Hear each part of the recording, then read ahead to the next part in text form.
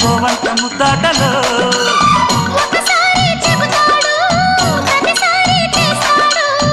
అంటూనే చీపాడు అందంతో రాపాడు